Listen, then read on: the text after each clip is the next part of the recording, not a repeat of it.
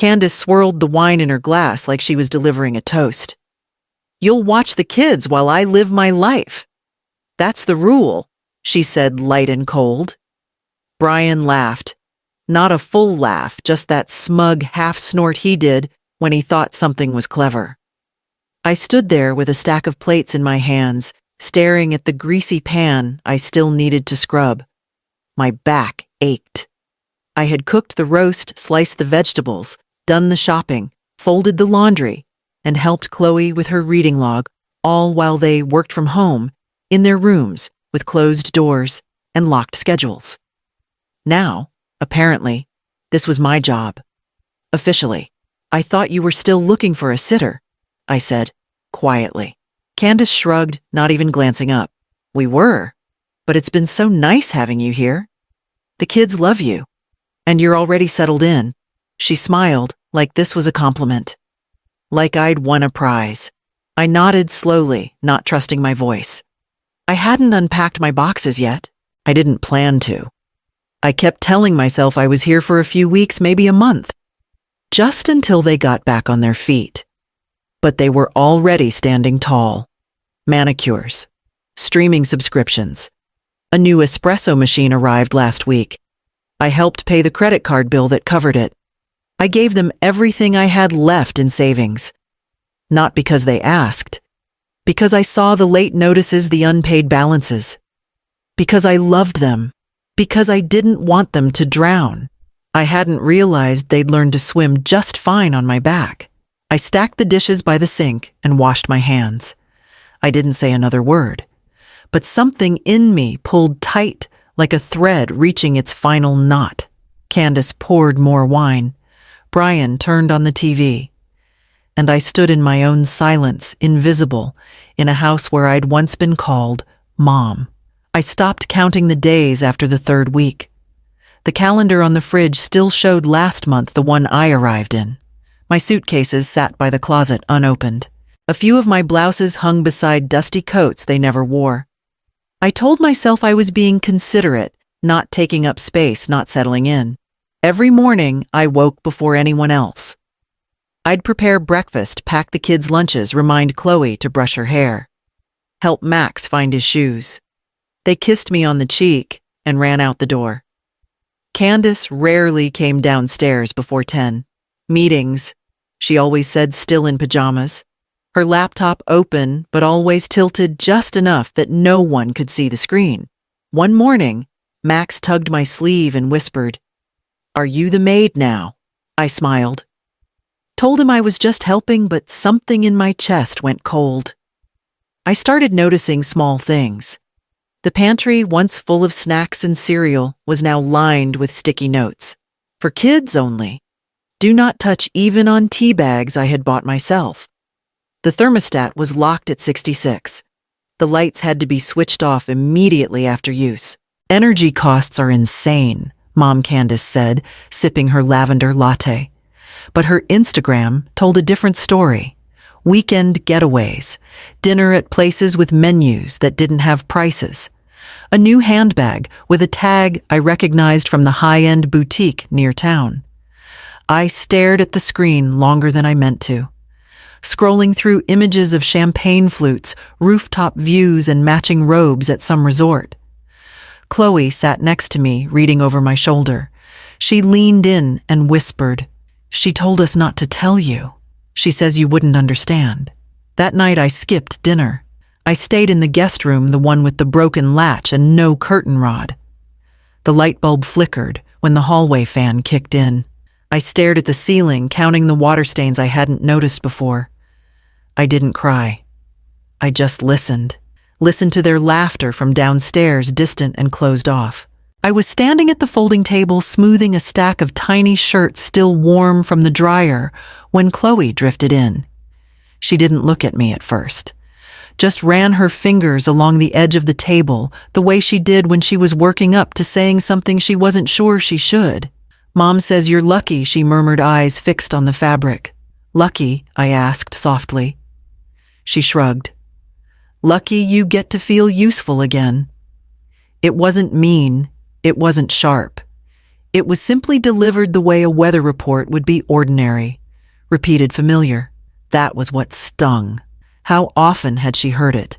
How many times had Candace turned my presence into a pity story about an aging mother who needed purpose? I kept folding, pretending my hands weren't trembling. Is that what she really thinks I asked? Chloe hesitated. She says, "You're happier here, with us, doing things, not alone." She paused. I didn't say I agreed. She left the room before I could respond. That night, after the dishes were done and the house settled into its usual hum, I walked past Candace's office. The door was cracked. Her laptop glowed on the desk screensaver off cursor blinking. A notification flashed in the corner legal guardianship template for elderly parent. My pulse thudded. I stepped inside, barely breathing. One tap on the spacebar woke the screen. Email threads opened automatically. Candace, if I get guardianship, I'll have full access. We can clean this up faster. Paralegal. You'll need her signature. Make sure she understands the paperwork. Candace. She won't. I'll make sure she doesn't know what she's signing. The words blurred.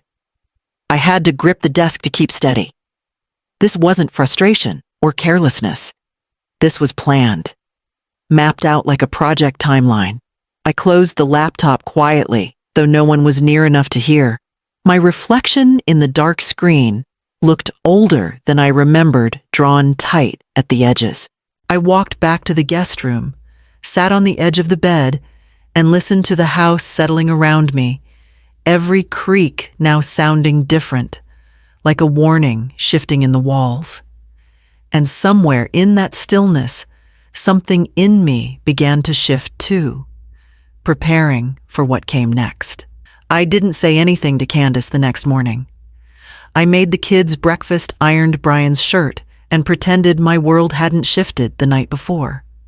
My face felt heavy from holding in everything I now knew, but I smiled through it like a waitress on her last shift. Instead, I waited until Sunday afternoon when the house was quiet and they'd taken the kids to a birthday party and dialed Elaine. We hadn't spoken in over a year. She'd moved to the coast after retiring, traded depositions for gardening, but her voice hadn't changed. I told her I just wanted to catch up. She listened patiently until I started hesitating over certain words. I didn't need to finish. "You think it's bad?" she said gently. "But if you're calling me, it's worse than you're admitting. Start writing everything down. Don't argue. Don't warn them. Just document." So I did. I saved screenshots of text messages about grocery money. I printed the invoice for the dishwasher I'd paid for. I quietly took photos of the wine deliveries, the spa appointments on their shared calendar, and even the scribbled notes Candace left herself about paperwork and deadlines. At night, I slipped it all into a blue folder and hid it beneath the mattress near the foot where no one would check. I asked Chloe little things during our walks home from school. "Where does Mommy go for her meetings?" I'd ask. She answered like it was nothing yoga. "Sometimes lunch with her boss, but mostly shopping. She says you're staying forever, that it's only fair after what she went through raising me." I didn't flinch. I nodded, like I agreed. But inside, I realized what I'd suspected was true. Candace didn't feel grateful. She felt owed. And not just owed love or presence, but money, time, obedience. Love had become leverage in her hands. And somehow I had become the fine print in her contract with life. I folded Chloe's jacket and hung it by the door that night. Then I turned off the light and sat in the dark, waiting for the right moment to begin. The bank app opened with a flick of my thumb. $2, $203.17. That was all that remained. I stared at the number, remembering what it used to be before I moved in. I had dipped into my savings when their fridge broke, when the kids needed new uniforms, when the car insurance lapsed, when they said the mortgage might go into default. Over $40,000 gone, not loaned, not documented, just given. Because I thought I was helping. Now I was standing in a house where the guest room door had a new lock. No one mentioned it, just said, Brian had fixed the squeak. My food in the fridge was either gone or labeled with someone else's name. One morning, I asked if I could take the day off. My knees were swollen from standing too long. Candace didn't even look up from her phone. Take off from what you don't work. I smiled and nodded. But something in me hardened. That night, I found the old contacts notebook I kept from my counseling days. Ms. Harper. Still listed under trusted. I dialed, bracing myself for the voicemail. Instead, she answered on the second ring. When she heard my name, she gasped. Lorraine Mercer. Oh my goodness, it's been years. Her warmth cracked something in me. I told her just enough, not every detail, but the right ones. She didn't offer pity. She offered information, shelters, legal aid, women's clinics, temporary guardianship pathways. You don't need proof of violence, she said. Financial control is enough. You just have to move first. I thanked her and hung up. My hands were still shaking. That weekend, while folding laundry with Chloe, I said, Would you want to go on a little trip with me sometime? She looked up. Like just us. I nodded. She smiled so wide it startled me. Yes. Like an adventure, I didn't correct her. I just reached for the next shirt in the pile, heart pounding in my chest, like it had finally remembered how to keep time. The next night, I started packing what I could without anyone noticing. The house was quiet, the kind of silence that only settles when every door is closed and every screen is dark.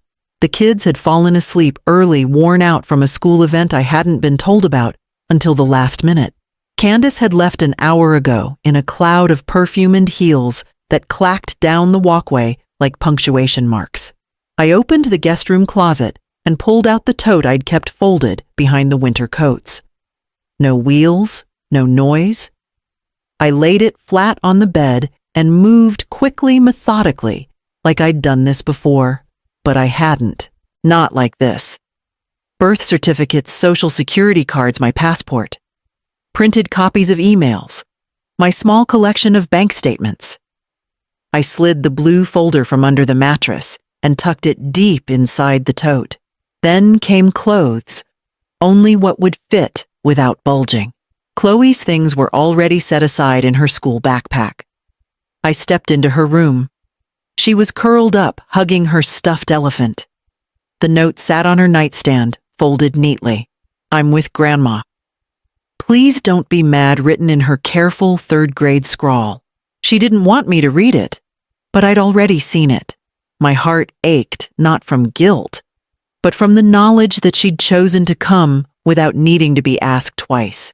Back in the kitchen, I opened the drawer where Candace kept her mail and printed schedules. I laid the guardianship draft on the counter, the same one she thought I'd never see. I placed a sticky note on top in my neatest handwriting. You were always good at paperwork. Then I turned off every light one by one. I stood in the entryway for a moment longer than I meant to listening. Not for footsteps, just for that last flicker of hesitation. But it didn't come. We walked to the bus stop in the dark. At the terminal, we sat together on a cold bench, sharing a granola bar, sipping watery coffee from a vending machine. Chloe leaned her head against my shoulder, eyes half closed, and whispered, Where are we going? I held her hand and said, Somewhere we won't need sticky notes. Elaine met us at the edge of town, just past the diner with the old neon sign and the gravel parking lot.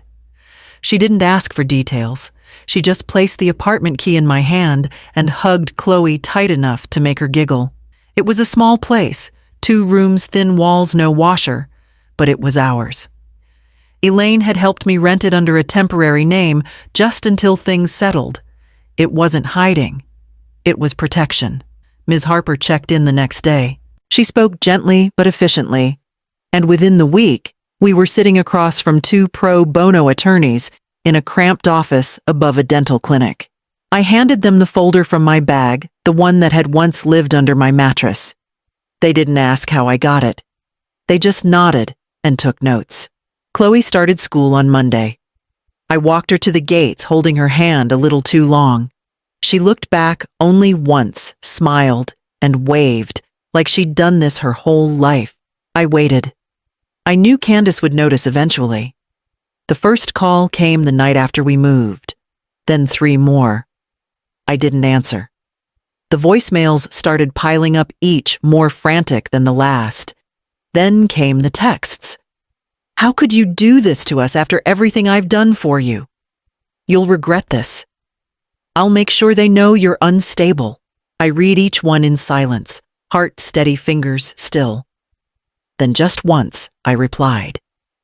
Then let's both show them everything we have. I attached the audio file. Candace's voice sharp and careless. If I control her money, I control everything. It was short, precise, undeniable. She didn't respond after that. The phone stayed quiet for the first time in weeks. That night, I folded Chloe's new school forms and tucked them in a clean drawer beside her sketchbook. The heater clicked on for the first time, humming steady through the walls. Outside, the rain started again. But for once, it didn't sound like something falling apart. 3 weeks passed before I heard from the legal team again. They had filed everything, every receipt, every message, every screenshot that showed where my money had gone and how I'd been erased in the process. The response was faster than I expected. Candace's credit cards were frozen.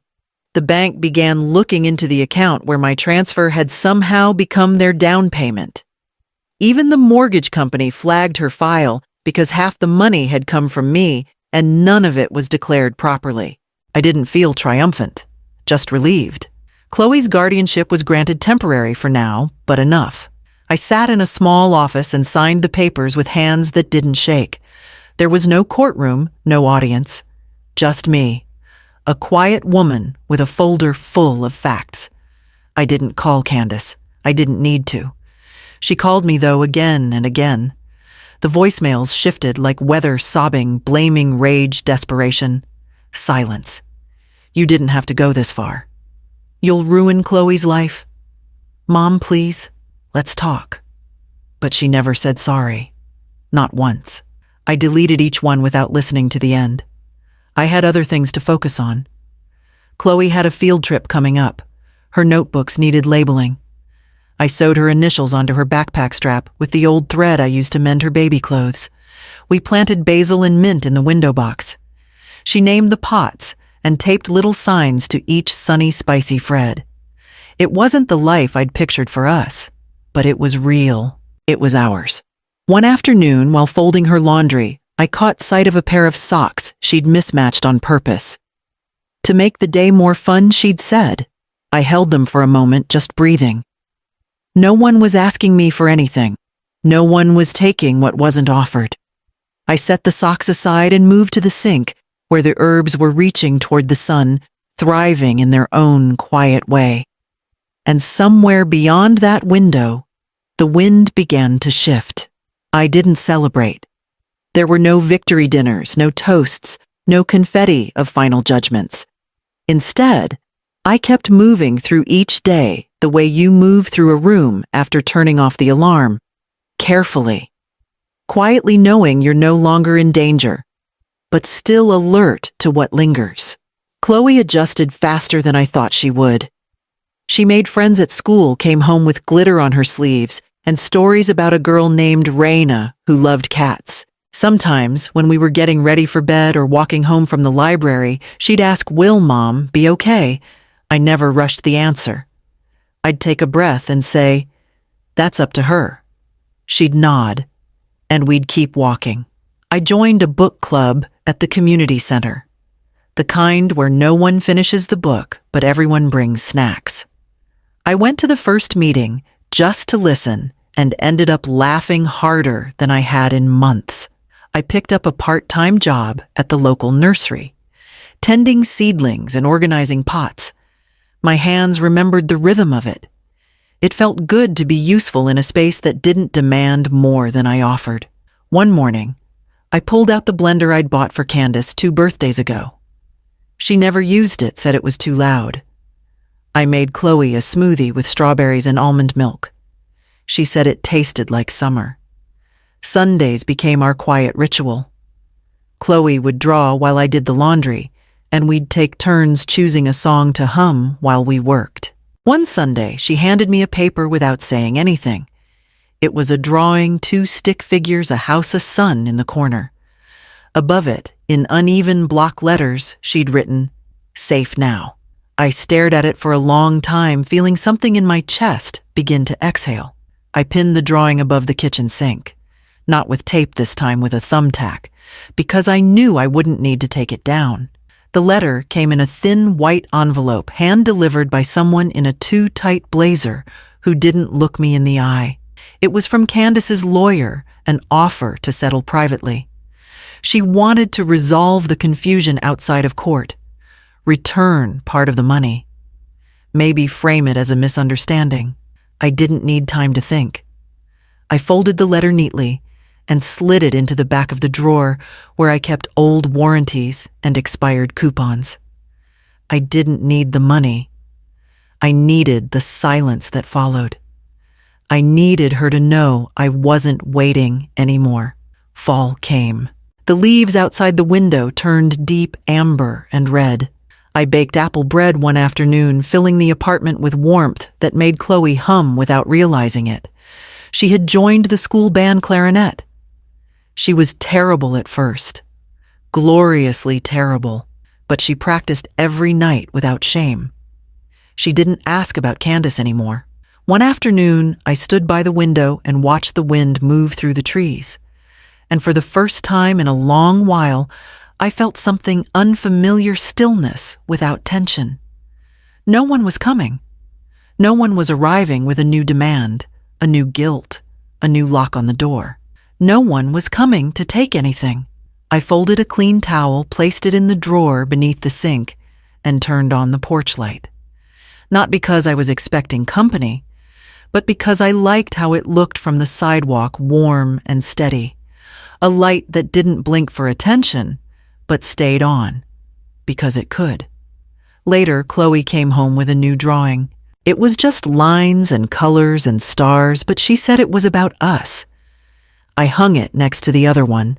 After dinner, we sat on the couch under the same blanket and watched a movie where the mother didn't disappear and the child didn't run away. When she fell asleep, I didn't move her. I let her stay. And I stayed too, without apology, without permission, without fear.